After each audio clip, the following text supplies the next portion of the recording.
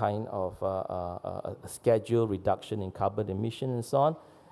While that is very noble and very good, definitely, but I think a lot of things can be done on the ground, taking into account of different priorities across different nations.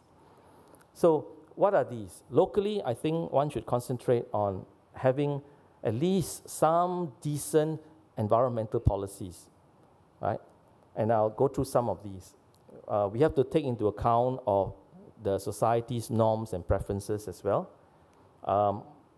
And if all these environmental policies in a particular country is well and good, then you are actually working from the bottom up. And if many countries adopt this bottom-up approach or being supported by the advanced countries, I think the world will be better off. And it is quicker than the top-down approach.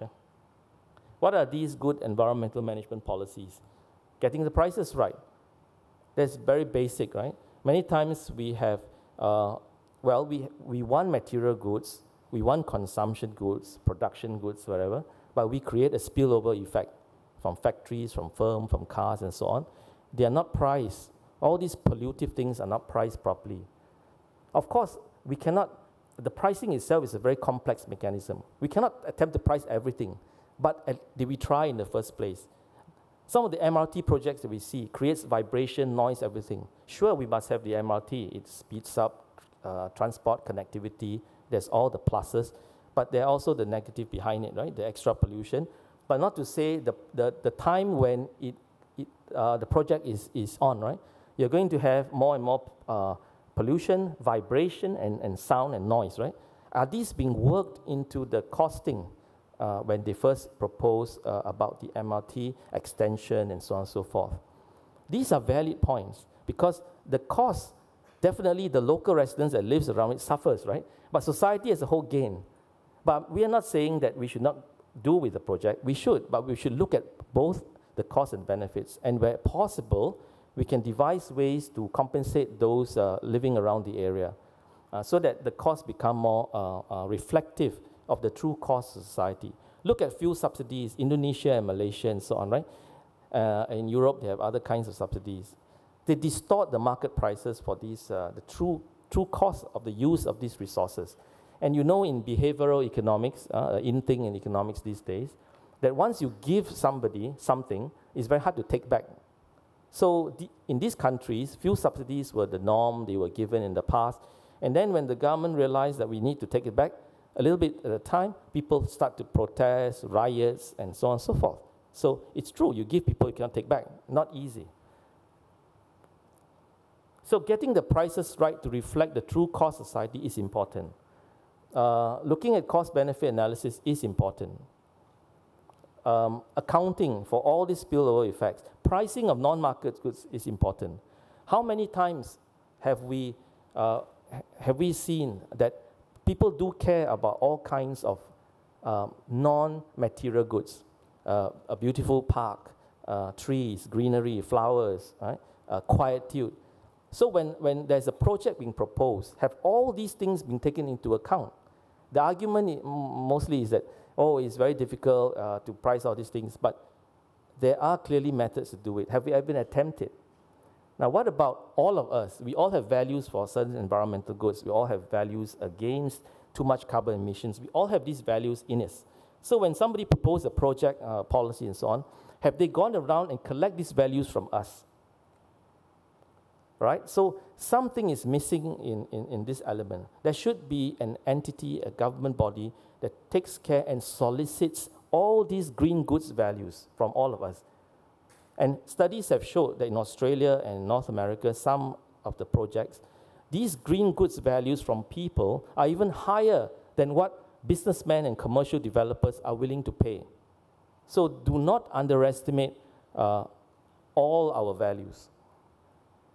Damage schedules, market solutions, baseline levels. In poor countries, they don't even know and don't have the resources to collect good data, let alone do good analysis of the data.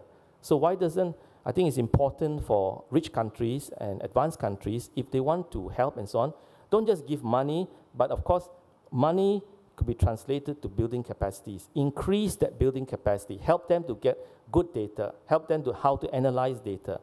And set up all these baselines for every country. Once you know the baselines, you can then decide what should be the trade-off and over time and so on. Green accounting has been discussed in the Straits Times papers and so on. And that is important too, right? We want to know that all our gains in material goods, what about our losses in the other side? Green technology, many countries are doing it, China and so on. Singapore, unfortunately, is very renewable energy deficient, Singapore. So we have our own constraints, as the next, I think, the speaker, Evelyn, will tell you. And working with all our stakeholders. So this concept about common goals but differentiated priorities among countries is very important. Developed versus the needs from developed countries versus the needs of developing countries are very different, and one must take that into account. Happiness research is an in thing now also in economics. I think it is important because if all of us, the society itself, supports the green initiatives coming from the UN and so on, then you can expect more of these things being produced, being adopted.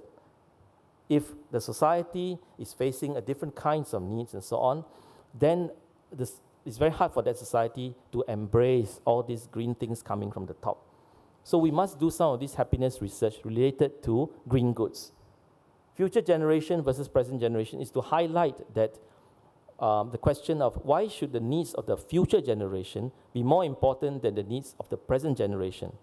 65% or more of the people in Asia don't even have clean toilets and hygiene, sanitation.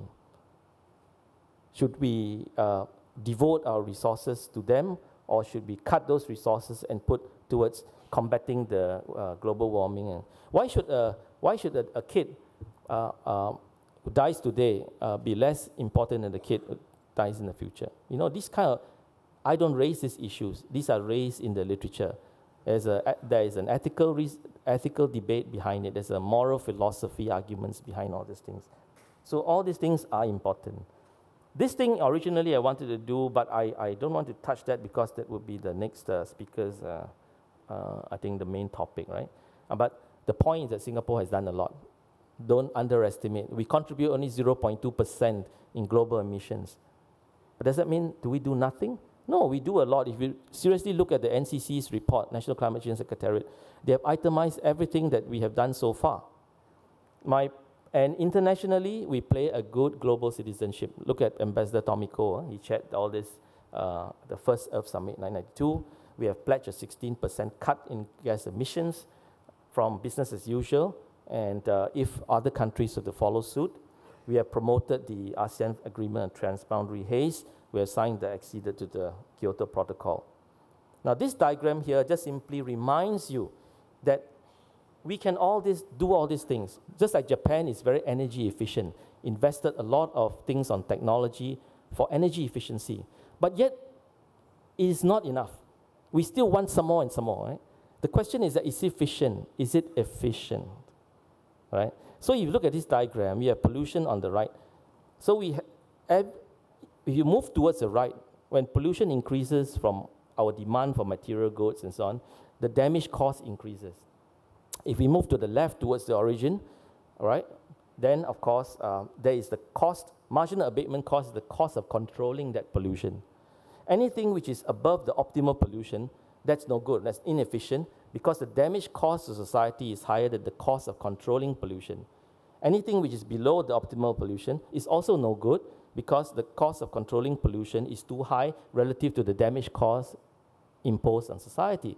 So in economics, just like demand and supply, you learn, we strike for equilibrium, we strike for a balance. In this case, we are balancing the cost of controlling pollution and the cost of the damage from pollution. Many people tend to forget these two costs.